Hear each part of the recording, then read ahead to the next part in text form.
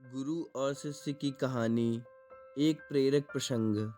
एक बार की बात है, एक गुरु और शिष्य खेतों के रास्ते से कहीं टहलते हुए जा रहे थे। तो रास्ते में उन्हें एक जोड़ी पुराने जूते रखे हुए दिखे। उन्होंने इधर उधर देखा तो थोड़ी दूरी पर एक किसान खेत में काम कर रहा था और वह जूते उसी के थे। यह देखकर शिष्य को शरारत सूझी और उसने मुस्कुराते हुए अपने गुरु से कहा कि गुरुजी, मैं अभी ऐसा काम करने वाला हूँ जिससे कि आप खुश हो जाओगे और हंसने लगोगे। गुरुजी ने उससे पूछा कि तुम क्या करने वाले हो जिससे मैं हंसने लगूंगा। तो शिष्य ने कहा, क्यों ना गुरुजी, हम यह जूते कहीं छिपा दें और हम भी झाड़ियों के पीछे छिप जाएं। जब वह किसान यहाँ पर आएगा और उसे जूते नहीं दिखेंगे तो बड़ा मज़ा आएगा और आपकी हंसी छूट जाएगी। गुरुजी ने शिष्य से कहा कि इससे मैं खुश होने वाला नहीं हूँ। किसी को परेशान करना अच्छी बात नहीं है। तभी गुरुजी ने शिष्य से कहा कि अब मैं ऐसा काम करूँगा जिससे कि तुम खुश हो जाओगे।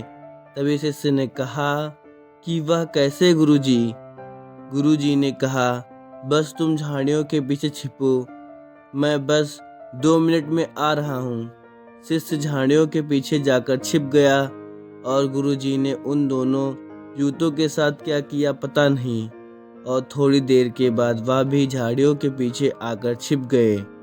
फिर थोड़ी देर के बाद किसान वहां पर आया।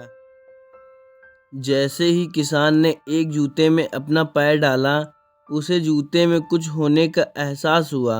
उसने देखा तो जूते में उसे चांदी का एक सिक्का दिखा।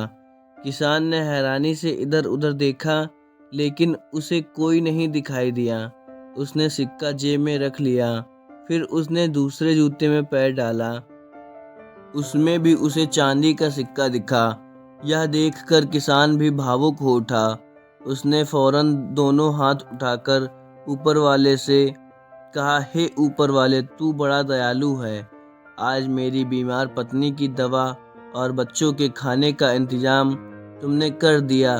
आज मेरा विश्वास तुझ पर और मजबूत हो गया कि तू सबका ख्याल रखता है।